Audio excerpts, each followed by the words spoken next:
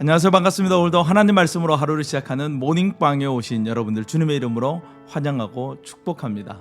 우리나라에는 5개의 고시가 있습니다. 사법고시, 행정고시, 입법고시, 법원행정고시, 외무고시가 있습니다. 모두 법에 관한 시험을 치루어야 하죠. 법은 나라를 세우는 기초가 됩니다. 어떤 법 위에 나라를 세우느냐가 나라의 운명을 결정합니다. 하나님은 이 땅에 하나님의 나라를 세우기 위해서 법을 주셨는데 그 법이 바로 성경 말씀입니다. 오늘 우리가 묵상할 하나님의 말씀은 레위기 20장 17에서 27절 말씀입니다. 22절 말씀을 보면 너희는 나의 모든 규례와 법도를 지켜 행하라. 그리하여야 내가 너희를 인도하여 거주하게 하는 땅이 너희를 토하지 아니하리라 라고 말씀합니다.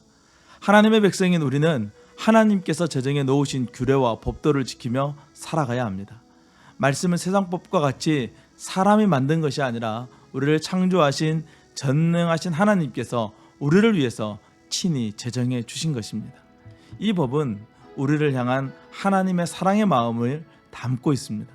하나님은 우리가 이 땅에서 하나님의 백성으로 행복하게 살아가기를 원하십니다.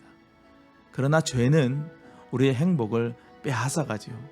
하나님께서 창조하신 창조의 질서를 무시하고 인간의 이기심과 욕심을 따라 마음대로 사용하게 함으로써 인간 스스로 파멸을 자초하게 하는 것이 죄이고 동시에 죄의 결과인 것입니다. 23절 말씀을 보면 너희는 내가 너희 앞에서 쫓아내는 족속의 풍속을 따르지 말라. 그들이 이 모든 일을 행함으로 내가 그들을 가증히 여기노라 라고 말씀하고 있어요. 이스라엘 사람들은 이제 가나안 땅에 들어가서 살게 될 것입니다. 이스라엘 사람들이 들어가게 될 그 가나안 땅에는 예전에 살고 있던 사람들이 있어요. 그러나 그 사람들은 쫓겨나게 됩니다.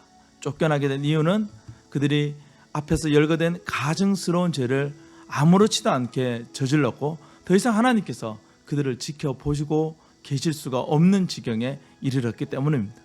하나님은 가나안 땅의 새로운 주인으로 애굽에서 400년 동안 종살이 하던 이스라엘 사람들을 부르셨습니다.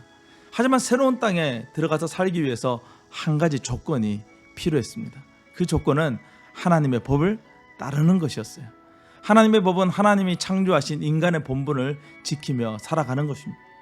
그 법들을 가만히 보면 인간으로서 마땅히 지켜야 할 당연한 요구를 하고 계신 거예요. 하지만 이스라엘 역사를 보면 이 당연한 요구를 지키지 못함으로 그들 또한 가나안 땅에서 쫓겨나게 되는 것을 보게 됩니다. 그러므로 이 말씀을 우리는 마음에 새기고 열심히 지키려고 노력하는 것이 필요한 것이죠. 26절 말씀이에요.